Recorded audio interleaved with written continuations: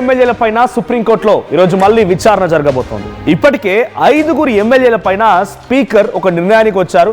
Direct గా వాళ్ళ తప్పేమీ లేదు అంటూ క్లీన్ చిట్ ఇచ్చేశారు. వాళ్ళు పార్టీ మారలేదు, వాళ్ళు బీఆర్ఎస్ తో ఉన్నారని చెప్పి అరకపూడి గాంధీ, ఆ తర్వాత ప్రకాష్ గౌడ్, తర్వాత మిగిలినటువంటి ముగ్గురు వాళ్ళందరిపైన గూడెం మైపాల్ రెడ్డి, బండ్ల కృష్ణమోహన్ రెడ్డి వీళ్ళందరిపైన క్లీన్ చిట్ ఇచ్చేశారు. తెల్లం వెంకట్రావు కూడా క్లీన్ చిట్ వచ్చింది.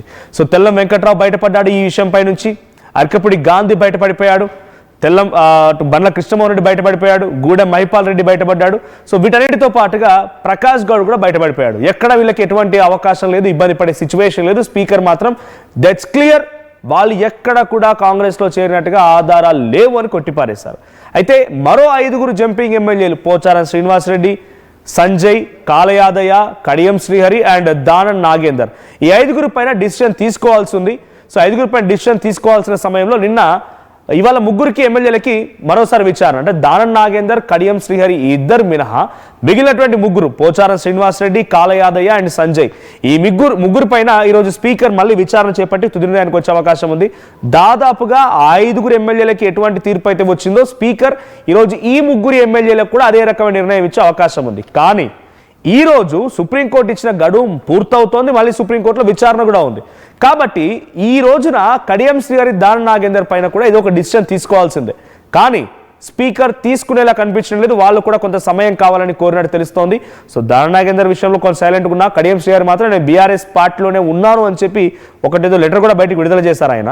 సో ఆ లెటర్ ఆధారితంగా ఆయన బీఆర్ఎస్లో ఉన్నారని చెప్పి కరాఖండిగా ఆయనే చెప్పడంతో ఆయనను కూడా ఏకీభవించి క్లీన్ చిట్ ఇచ్చే అవకాశమే స్పీకర్ విషయంలో కనబడుతోంది. కానీ ద మోస్ట్ ఎఫెక్టెడ్ పర్సన్ ఎవరైనా ఉన్నారా అని అంటే అది దానం నాగేందర్ మాత్రమే. అధికారిక కార్యక్రమంలో కాంగ్రెస్ కండువాలతో కనిపిస్తున్నారు. కాంగ్రెస్ ఎమ్మెల్యేగానే రీసెంట్గా గోట్ మెస్సీ వచ్చి ఇక్కడ ఫుట్బాల్ సంబంధించిన దాంట్లో ముఖ్యమంత్రి రేవంత్ రెడ్డి ఫుట్బాల్ ఆడినప్పుడు కూడా ఒక కార్యక్రమానికి దానం నాగేందర్ హైదరాబాద్ మొత్తంగా ఫ్లెక్సీలు వేసి కాంగ్రెస్ పార్టీ నాయకుడు అనే విషయాన్ని చాలా మళ్ళీ నిరూపించుకునే ప్రయత్నం చేశాడు. సో దానం నాగేందర్ విషయంలో స్పీకర్ ఎన్ని రకాలుగా తప్పిద్దామని ఆలోచన చేసినా ప్రభుత్వానికి సానుకూలంగా ఉండాలి కాబట్టి ఎక్కడ కూడా తప్పించుకునే అవకాశం లేదు. దానం నాగేందర్ పైన కొంత ఎఫెక్ట్ పడే అవకాశం ఉంది. సో ఇక దానం నాగేందర్ విషయంలో ఏం తీసుకుంటారో చూడాలి. మిగిలిన వారందరూ కూడా క్లీన్ చిట్ వచ్చే అవకాశం ఉంది. ఈరోజు ముగ్గురు ఎమ్మెల్యేలు పోచారం శ్రీనివాసరెడ్డి, కాలయాదయ్య అండ్ సంజయ్, ఈ 3 కూడా క్లీన్ చిట్ వచ్చే అవకాశం కనబడుతోంది. గతంలో 2 రోజుల క్రితం ఆ ఎమ్మెల్యే 5 ఎమ్మెల్యేకి వచ్చినట్టుగానే. సో ఈ ఇద్దరు విషయంలో ఏం తీసుకుంటారో చూడాలి. మా ప్రతినిధి సతీష్ ఉన్నారు ఫోన్ లైన్లో. సతీష్, సో ఈ 3 ఎమ్మెల్యేలతో పాటుగా కడియం శ్రీహరి, దానం నాగేందర్, ఈ ఇద్దరిపై ఎటువంటి డిసిషన్ ఉండే అవకాశం ఉంది? సో వీళ్ళిద్దరికే ద మోస్ట్ ఎఫెక్టెడ్ అన్నట్టుగా మొదటి నుంచి మనం మాట్లాడుకుంటూ ఉన్నాం. సో కడియం శ్రీహరి చాలా క్లియర్గా నేను బీఆర్ఎస్ పార్టీతోనే ఉన్నాను ఒక లేఖ విడుదల చేశారు. మరి దానం నాగేందర్ పరిస్థితి ఏంటి? చివరి తేదీ స్పీకర్కి ఇచ్చిన గడువులో అటు సుప్రీంకోర్టులో విచారణ కూడా ఉంది. ఏం జరగబోతోంది?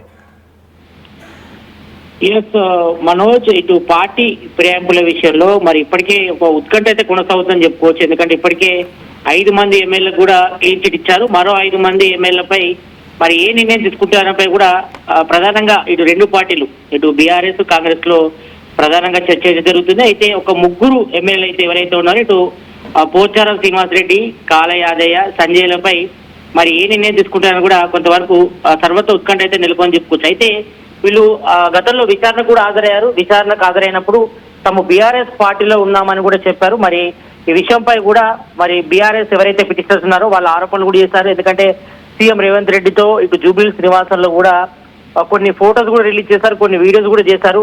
సీఎం రేవంత్ రెడ్డితో కండువ కప్పుకునే విజువల్స్ ఉన్నాయి. మరి వాటిపై కూడా ఇటు విచారణ చేసినప్పుడు అది దేవుని కండువ అనే చెప్పుకునే ప్రయత్నం అయితే ఈ 3 ఎమ్మెల్యేలు చేశారు. అంతకుముందు 5 మంది కూడా చేశారు. కానీ ఇప్పటికే ఇటు ఒక 5 ఎమ్మెల్యేలకు అయితే క్లీన్ చిట్ వచ్చింది.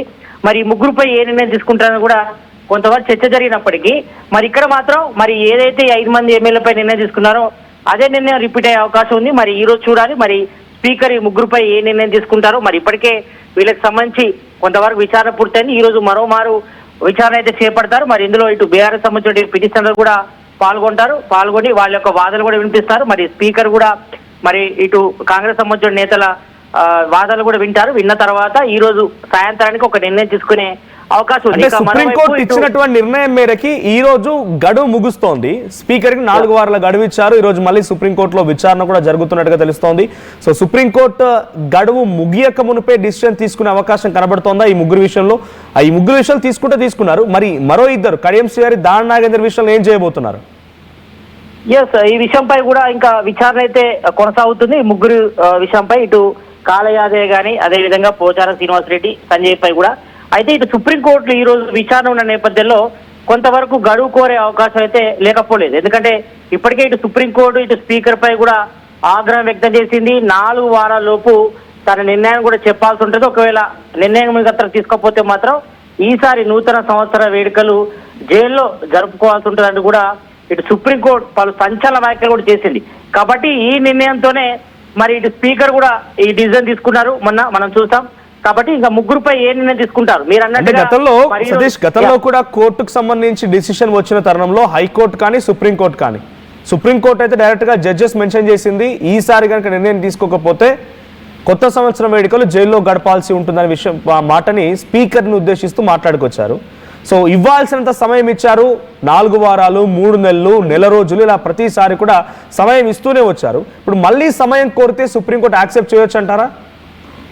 ఎస్, దానిపైనే ప్రధానంగా చర్చ జరుగుతుంది. ఎందుకంటే ఈ విషయంలో మాత్రం స్పీకర్ మాత్రం కొంతవరకు గడువు కోరే అవకాశం అయితే ఉంది. ఎందుకంటే ఈ విషయంలో ఇంకా పూర్తి స్థాయి విచారణ జరగాలి.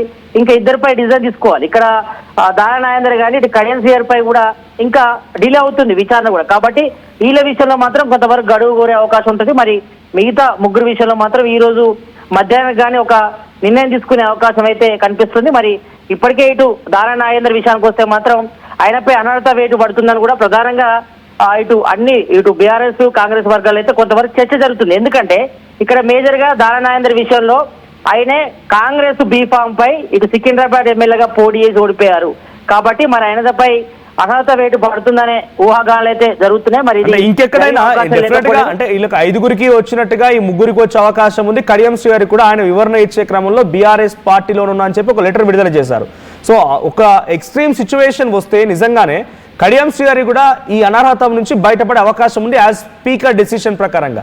కానీ దాన నాగేందర్కి అవకాశం లేదు అనేది, అన్ని దారులు మూసుకుపోయి అనేది ప్రతి ఒక్కరికి అర్థమవుతున్న విషయం. సో దాన నాగేందర్ తన సన్నిహితుల దగ్గర కానీ అనుచరుల దగ్గర కానీ గతంలో ఢిల్లీ కూడా వెళ్ళారు ఆయన. సో రాజీనామాకి సిద్ధమవుతున్నట్టుగా రాజీనామా పత్రాన్ని స్పీకర్కి అందజేస్తున్నట్టుగా కూడా చర్చ జరుగుతోంది. ఆ డెసిషన్ ఎక్కడ ఆయన తీసుకున్నట్టుగా సన్నిహితుల నుంచో లేకపోతే ఇంకా సమాచారం బయటకు వస్తుందా?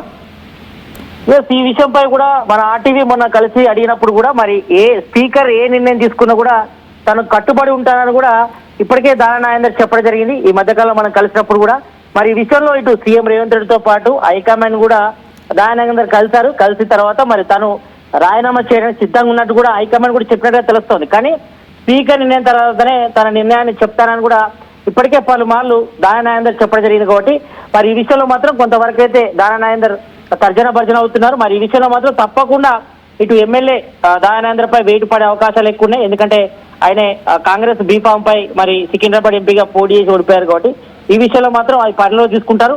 ఇప్పటికే ఈ విషయంపై కూడా ఇటు బీఆర్ఎస్ సంబంధించిన ఎమ్మెల్యేలు కానీ ఎవరైతే పిటిషనర్దారులు ఉన్నారో వాళ్ళంతా కూడా ఒకటే కోరుకుంటున్నారు. మరి ఇక్కడ స్పీకర్ కూడా మరి ఏకపక్షంగా వ్యవహరిస్తున్నారు. ఇటు కాంగ్రెస్ నేతలకు సపోర్ట్ గా నిలుస్తున్నారు.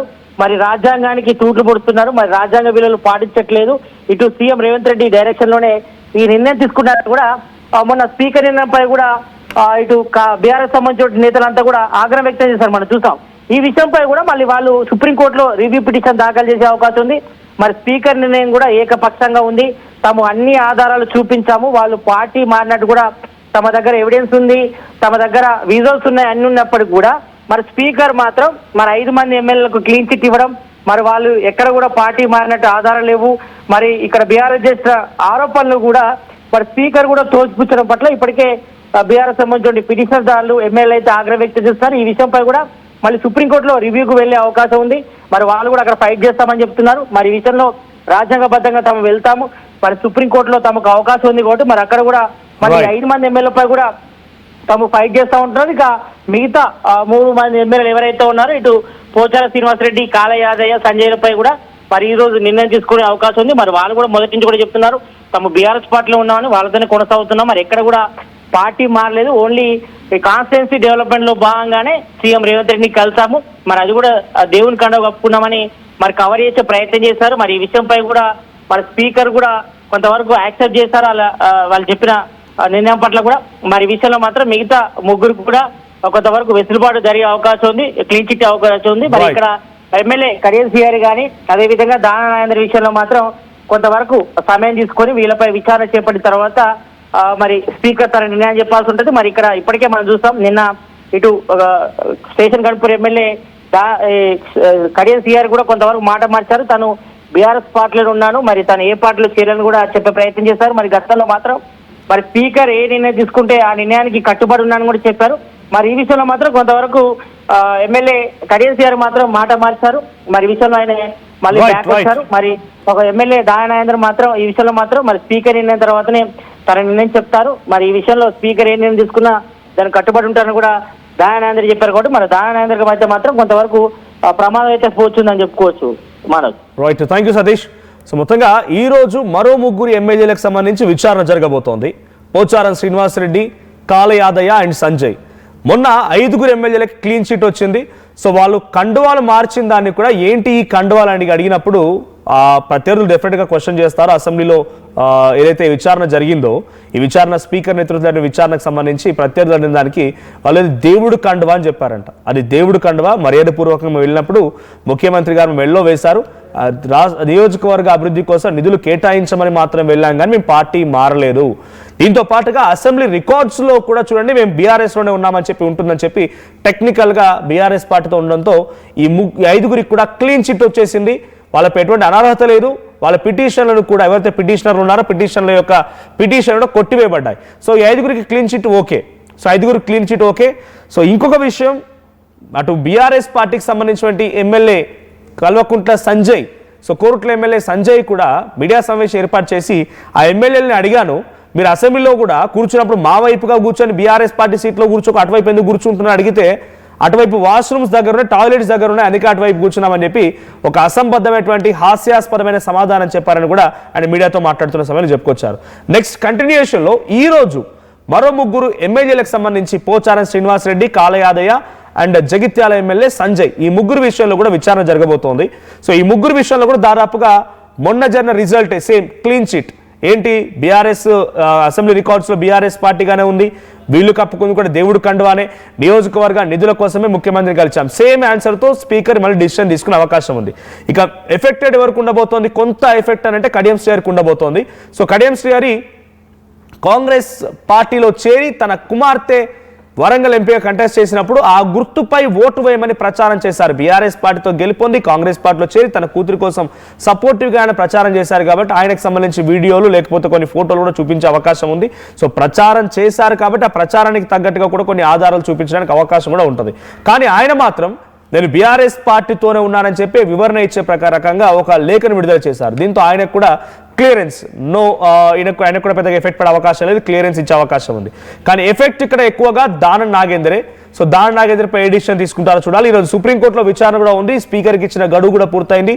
ఈ రోజు సాయంత్రానికల్లా ఏదో ఒక నిర్ణయం తీసుకోవాల్సి ఉంటుంది. మరి సుప్రీంకోర్టులో విచారణ జరక్క మునిపై స్పీకర్ నిర్ణయం తీసుకుంటారా, గడువు కనుక కోరితే మళ్ళీ సుప్రీంకోర్టు గడువుకు అవకాశం ఇస్తుందా?